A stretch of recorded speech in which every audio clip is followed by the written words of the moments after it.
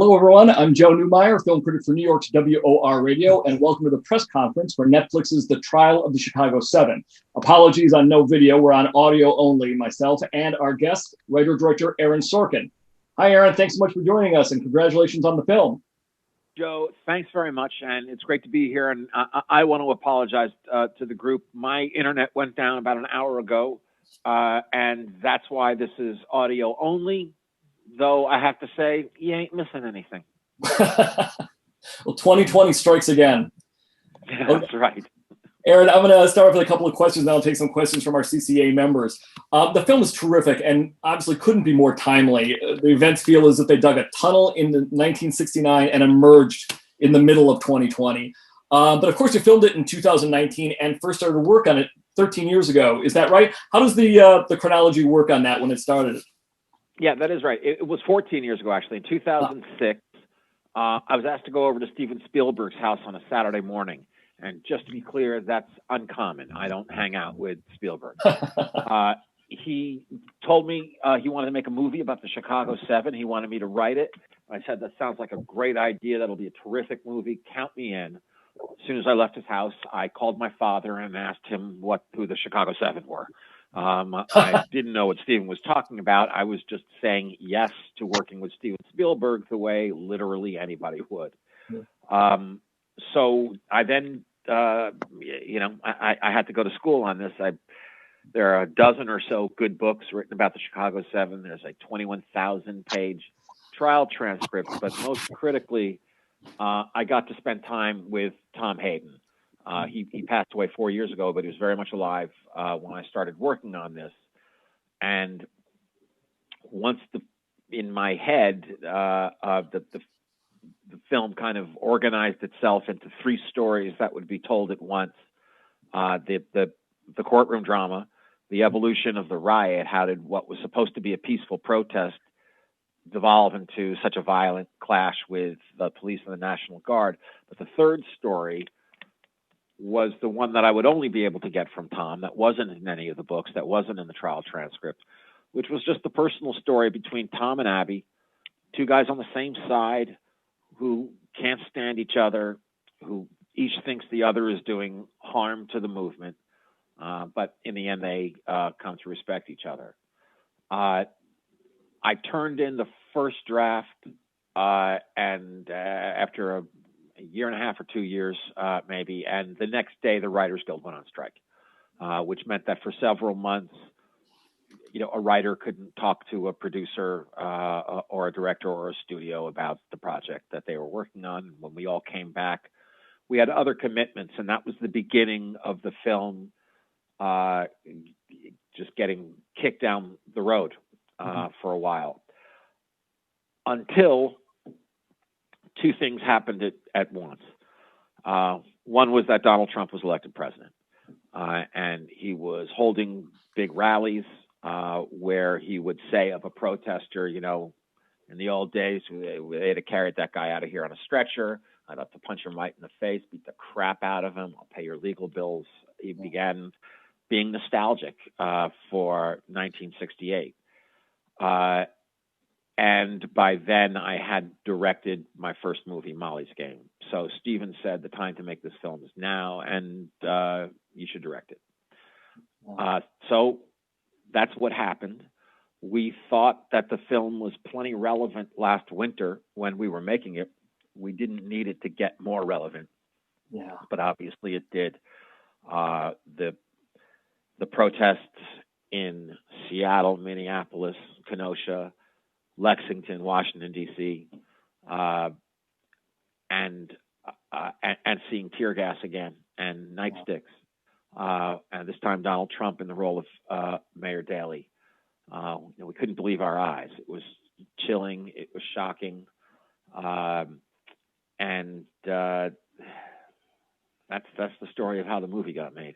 Yeah. I've been asked a few times in the last few weeks if I changed the script at all or changed the film at all to mirror events in the world today. And the answer is not a word, not a frame.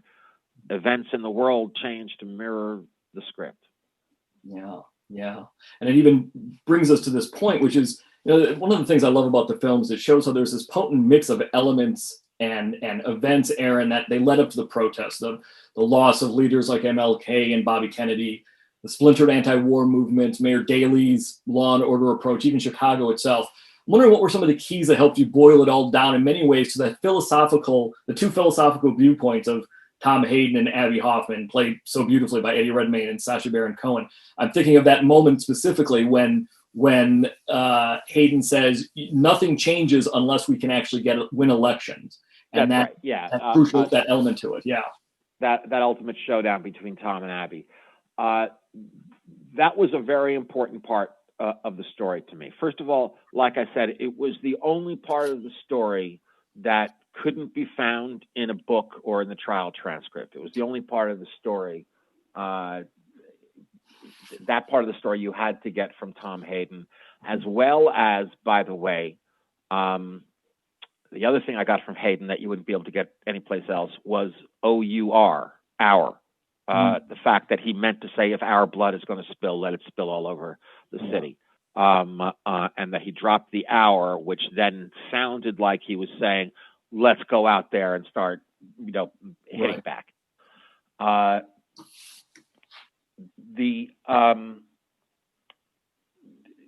the other reason why that story became important to me, first of all, it's a personal story. It's most of the conflict in the film is about ideas. And even though their conflict is about ideas too, it just gets more personal than that. But it really came out of, listen, I was coming at these people and at this event with, like I told you, next to no knowledge at all.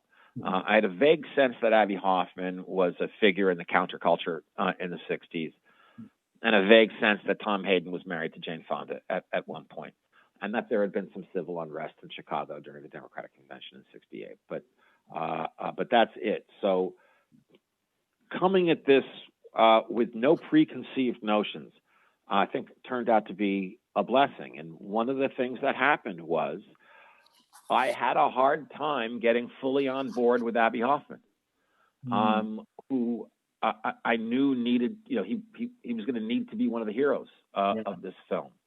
But I found his antics counterproductive the way Hayden does. So I wanted to have my cake and eat it too. I wanted that to be expressed, but I still wanted Abbie to be a hero. So Tom and Abbie kind of balance each other out. And it's a reflection of, I think it's a reflection of the Democratic Party today, the friction, the intramural friction between the left and the further left, between people who want incremental change and want to work within the system, and people who are tired of incremental change and want revolution. I have respect for both of those points of view. I have respect for both the men, both Abbie and Tom, as well as the others. But I thought that was an argument that belonged in this film, and that the tension throughout between the two of them, that we knew was leading to an explosion in the third act, was helpful for the film. Yeah. Remember that, and I'm sorry if I'm taking up too much time. No problem. But I just wanted to say this, that before a movie can be anything else, before a movie can be relevant or provocative or persuasive, excuse me, it has to be good. It just has to be a good movie by the standards of movies. It has to go well with a bucket of popcorn. And that is not at all a modest goal. Making a good film, making something that people enjoy for however long you've asked for their attention. So that's what I was thinking about the whole time, just the audience experience. And ultimately, I feel like the film's just been on a 14-year crash course with history. Yeah. Well, that's because it is so entertaining on top of everything else, which is one of the great things about it, out of many things. But also, so that's a great segue to talk about the filmmaking aspect and the screenwriting aspect of it. You've of course written some famous courtroom scenes before. This is less cross-examination and testimony, though there's some of that too. Sort of more about the emotions and ideals and conflicts that the seven face, often in conflict with Judge Hoffman. I wonder if that presented a new set of challenges in terms of crafting those courtroom scenes, because they are not those classic courtroom scenes that we're sort of all anticipating. They're much more about the emotions and the personalities of the seven. No, you're right. So what you have to think about, excuse me, I will confess, I love courtroom dramas. I have ever since I was a little kid. Movies, plays, television. I'm just crazy about courtroom dramas. Yeah. And so you did have to think about the rules of courtroom drama. What makes them dramatic? What makes them good? Even when you're doing things in a slightly different way. Except for a couple of witnesses, except for Ramsey Clark, Michael Keaton, and Abby, the other witnesses that are on the stand, those scenes live in the coverage, right? We want to see Jeremy Strong's face when Daphne O'Connor, the undercover FBI agent, who he still has a crush on, is up there ratting him out. Yeah. We absolutely want to see, the power of Bobby, just the power of his stillness. Yeah. When the judge is handing down some preposterous ruling. Yeah. And I remember being asked, it was a studio executive who asked the question a long while back while I was writing the script. Where's the "you can't handle the truth" scene? Right, referring back to A Few Good Men. And I would have to point out that scene doesn't happen in the courtroom. It happens in the mock cross-examination of Hayden, between Kunstler and Hayden, across a kitchen table. That's the "you can't handle the truth" scene. Yeah. And then a coda is Abby's testimony. Right. That all works together so beautifully. I'm going to take a couple of questions from our CCA members here. I'm going to start off with a question from Stephen Schaefer at the Boston Herald, who asks, what kind of fiction is tolerable when creating this kind of history for entertainment? Obviously, there's elements that kind of have to be kind of grafted together. So he's asking, what kind of fiction is tolerable in terms of the screenplay? Right, and it's Stephen? It's Stephen, yeah, at the Boston Herald. Okay. Stephen, that's a great question. It's a question that you face anytime you're writing nonfiction, which I've done some nonfiction before. With The Social Network, with Moneyball, Steve Jobs, Molly's Game, Charlie Wilson's were actually a few. And every writer has an internal compass that they use. You understand going in that there is a difference between what you're doing and journalism, just like there's a difference between a painting and a photograph, and that what you're doing is a painting. This was a trial that lasted almost 6 months. So obviously you can't put that on screen. In real courtroom scenes aren't as entertaining and snappy and dramatic as movie courtroom scenes. So you need to do that, but you need to do that while not perverting important truths. And you have to decide. That inner compass that I was talking about has to decide what is an important truth and what's an unimportant truth. By the way, if your inner compass is broken, the studio's legal department will be happy to help you out. But I'll give you an example, not from this movie, but just because it's the best example I can think of. It's an example from The Social Network. The second scene in The Social Network. Mark has had this very bad date with Rooney Mara, and he's angry and he's in full misogyny mode, and he wants to start blogging. In the script, I have him come in, power up his computer, leave the frame, his hand comes back in the frame with a glass, ice goes in the glass, vodka goes in the glass, orange juice goes in the glass, and he begins blogging. We know, or I know, from his blog from that night that he was drunk. He tells us that he was drunk. He says, "So what if I'm inebriated and it's a Tuesday night at 9:03?" As he's about to begin doing this Face Mash Hot or Not site. About a week before shooting started, we found out that he was drinking beer. In fact, Beck's, to be specific.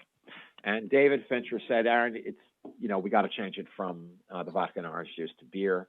And I argued, no. This isn't an important truth. I wouldn't have him shoot up heroin or do a line of cocaine, but he is drinking to get drunk. And the vodka and orange juice is just more cinematic. Yeah. What I just described to you is more cinematic than popping open a bottle of beer, which also doesn't necessarily read as drinking to get drunk. It can just be you're a college kid on a Tuesday night having a beer. Right. But I lost that argument. David, just if we know it to be true, we have to do it. But that's the kind of thing where I feel like it's a painting, it's not a photograph, and it's better to tell that story with vodka and orange juice. I respect anyone who disagrees with me, but I can tell you that in this film, obviously, dialogue is invented. People don't speak in dialogue. People's lives don't lay out in a series of scenes that form a narrative. That's something that writers do. What I wouldn't change was any of the exchanges between the judge and Bobby Seale. First of all, you didn't need to. And second of all, I just kind of considered that sacred ground. I don't need to gussy it up at all. But, this is a true story. And I guess that's, Stephen, I hope I answered your question. Yeah.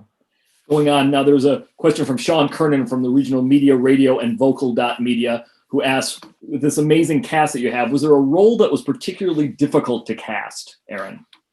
Well, first, let me agree with you that it is a fantastic cast. Every morning when I got to the set, I felt like I was being tossed the keys to a Formula One race car. And as long as I didn't put the car in the wall, these actors were going to win the race. Yeah. The first person cast was Sasha, because Stephen had cast him 12 years ago now. Stephen had started the casting process. He and I both met with Sasha, loved him. He was perfect. 12 years went by or 11 years to be fair. Sasha found me and made it very clear that I would not be considering any other actor for the role, that he would be playing the part. Was there a role that was difficult to think? I was just lucky. We got who I prayed for Mark Rylance to play Kunstler, and we got him. I prayed for Jeremy Strong. Michael Keaton got in touch with us and said, I'd love to play Ramsey Clark. I'm trying to think if there was a role that was particularly difficult to cast, and no, I can't think of one. Yeah. Honestly, in pretty much any case, you would hear either from the actor directly or from their agent saying that this person is interested, and that was the end of that. That was the actor you wanted. Yeah. Just a note on Sasha. He's obviously taller than the real life Abby Hoffman was, but I love that actually because it sort of shows that in some ways, like the image being bigger than the man and how towering Hoffman was as a figure in the anti-war movement. Yeah, it's true. And I had told the cast that with the exception of Abby, I wasn't looking for a physical or vocal impersonation of the real people. Abby has a kind of iconic look. He has an iconic dialect that's part Boston, part Brooklyn, with just a mixture of Abby in there, and that there would need to be a nod toward that. But yes, Sasha is probably like 6 inches taller than Abby, if not more. What I really liked was the contrast between Sasha and Jeremy. Yeah. Just as a duo. Yeah. I have a question from Sean O'Connell at Cinema Blend who asks, Was there an element from the actual trial, Aaron, that you almost debated not including because you feared it might be either too exaggerated or overly cinematic, even though it legitimately happened in real life? Okay, well, not that many people have seen the film at this point because obviously we haven't done audience previews, or friends and family screenings or anything. It's basic. Tonight we're doing a drive-in premiere at the Rose Bowl. But other than that, you guys are pretty much the only ones who've seen it. That said, a few people have, by a few, maybe 3 or 4, have asked me, did that really happen to Bobby Seale? Did he really get bound and gagged? And the answer is, yes, quite famously. And that's the kind of thing that I would never make up. So I was surprised that there were people who even considered for a moment that might not be real. There were one or two things from the transcript, the trial transcript, where I thought I can't include this because it sounds so much like a writer wrote it and that writer isn't very good. There were things like that. Yeah. But most of the crazier circus stuff that happened in the trial isn't included in the film. Allen Ginsberg trying to recite all of Howl. Right. Arlo Guthrie trying to sing all of Alice's Restaurant. That kind of thing. Norman Mailer's whole testimony. You could do 8 more Chicago 7 movies without covering any of the same ground that I covered. There's more story out there. But ultimately, it's like Michelangelo and David, putting the hunk of marble up, and then you start chopping away everything that isn't David. Yeah. I had to decide what story am I telling here and start taking away things that weren't that. Yeah. Noel Manning from Meet Me at the Movies asks, what was different about your approach in this film in terms of research or even just filmmaking or script writing compared to the others you've taken on in the past? Okay, well, there was, like I said, I knew nothing, really. I was going to say next to nothing, but that's nothing about the Chicago 7. So I had to learn about a dozen or so books, a giant 21,000-page transcript, and as I said, most critically, the time that I spent with Hayden. But I would also say that part of the research process or part of the creative process, talking to smart people who were around then, who were not necessarily part of it but conscious of it, and listening to different arguments of who was right, who was wrong, the degrees of right and wrong, not just there are people who believe that the police were defending themselves against protesters who were attacking them with glass bottles and all kinds of things. Others who say that's nonsense. There were a couple of glass bottles, so I wanted to hear not only those arguments, but more philosophical arguments in the Tom and Abby vein, to see how much of other people's intelligence I could borrow and inject into the film. Yeah. Juan Fernandez Perez at WAPA TV in Puerto Rico asks if the power of the film is enhanced by the wonderful montages and the parallel actions. Wonders if some of that was carefully calibrated on a shot list or storyboards, or was that already in the script? Was that part of the written script, the montages and a lot of the parallel action going on, Aaron? I think if you're talking about the combination of original footage and archival footage, news footage, that was something. Excuse me. That was something we knew we were doing going in, and it was. Listen, one of the reasons it took the film so long to get made was the budget. The riots were just budget busters. Yeah. A film like this has to fit into a budget that is somehow proportional to what the studio feels the appetite for the film is going to be. And those riots were just killing everybody. when it was my turn, when Stephen pointed at me and said, "You're directing it," the implication was also, "And the riots are your problem now. Figure them out." Excuse me. Here's how much money you have, and it wasn't a lot. I want to point out that the entire cast worked for scale. Yeah. The way that we were going to be able to accomplish the riots was if I could get very tight shots of just say a pair of eyes right before nightstick, smacked into the head, a tear gas canister being loaded and fired, that kind of thing. If I could get a bunch of those tight shots, and then we could figure out a way, Fade and Papa Michael, the DP, and myself, figure out a way to get just a few wide shots. We just need a few.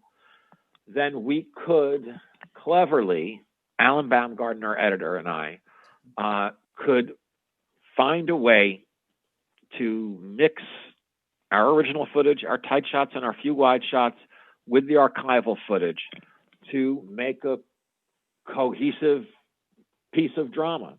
And what the goal always is, when you're doing something as a budgetary necessity, okay, the goal is always to come up with something that looks like that's what you would have done if you'd had an unlimited budget.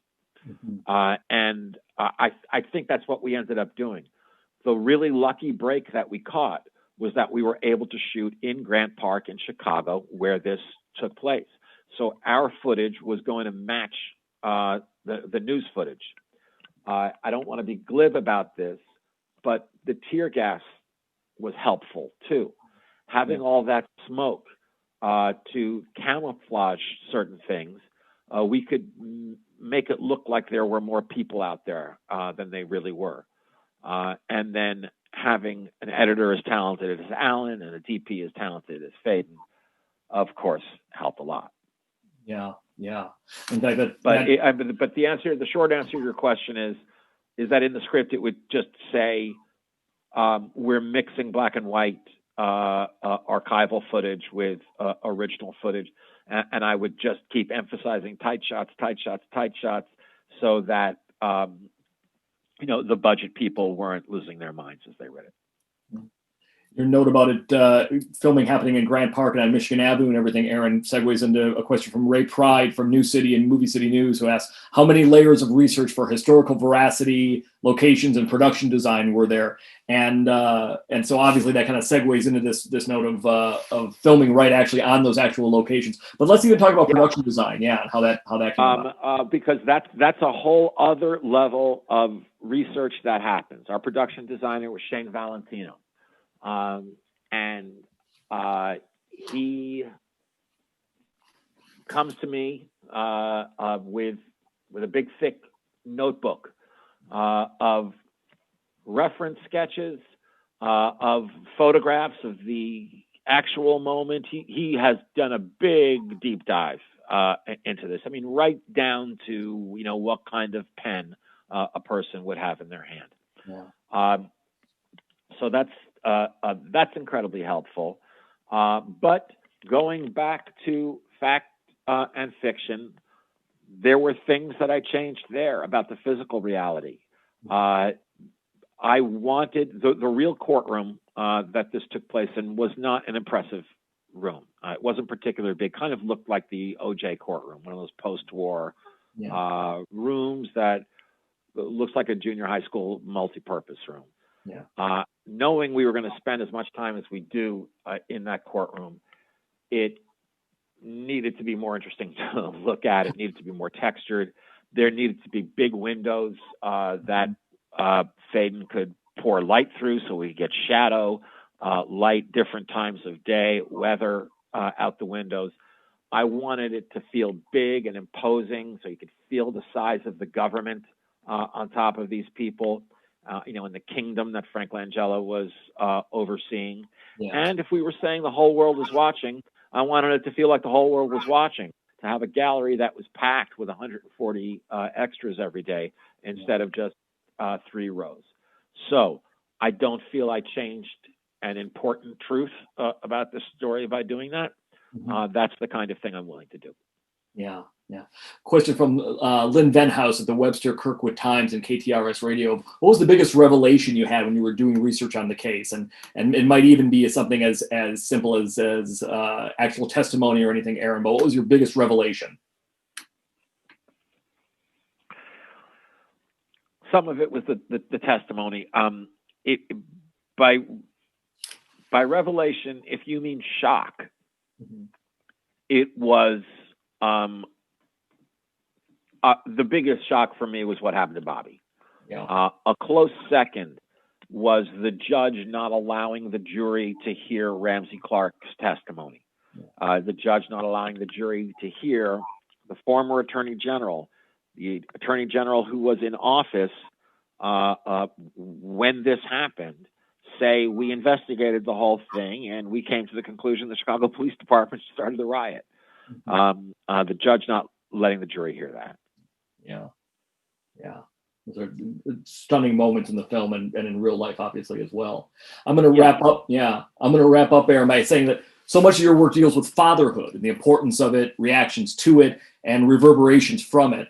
And Judge Hoffman, so clearly in this film, thinks that it's so beautifully played by Frank Langella, thinks of himself almost as a scolding father, doesn't he? Sort of disgusted by what he sees as disobedient sons. It almost feels like a systemic sort of scolding from a 1950s America to a 1960s America, doesn't it? Frank would be so happy to hear you say that because that is exactly how he saw Judge Hoffman. What you described is a difficult thing for an actor to play. It's something a writer can write and a director can get. But he saw Judge Hoffman as a guardian of the America that he knew, that he grew up in, and he saw these defendants as a direct threat to it, and that he had the power to stop them. Yeah. Yeah, there's even that line of dialogue, isn't there, where he says something about you're all the same fathers, you're all rebelling against your fathers. There's this sort of sense that's in the scene when Kunstler and Hayden come to see Bobby at his jail cell to tell him that Fred Hampton was shot and killed just a couple of hours earlier. Yeah. Bobby, who already knows, points out the difference between what's at stake for Tom and his group and what's at stake for Bobby and his. Yeah, yeah. And also, Aaron, to wrap up, your work always finds moral underpinnings and human and societal reflections, no matter what the topic. I'm curious what you learned or wanted to highlight about our national character, or maybe our relationship even to democracy, as big as that sounds, in making Trial of the Chicago 7. Okay, well, as I said, before you can do that, you got to make a good movie. So I just want to be clear that I was trying to make a good movie. You certainly did. Beyond that, personally, I would like to see the demonization of protest stop. Yeah. Whether it's marching in the street or kneeling during the national anthem, this business that they're un-American by doing that is bad for us. It's the Chicago 7, all 8 of them, were patriots. And as Abby says when he's on the stand, and Schultz says, what do you think of Mr. Hayden now? He says, I think Tom Hayden is a badass of an American patriot. Yeah. I hope other people feel that way too. Yeah. Yeah. Well, this gripping and entertaining film highlights all of those things, all of those emotions, and makes us all feel it. Absolutely. Thank you so much for being here, Aaron, and thank you to all Thank you very much. Thank all of you. I'm sorry we had to do it the old-fashioned way. The old-fashioned way would have been in person. I'm looking forward to when we can do that. And everybody stay safe. Thanks very much.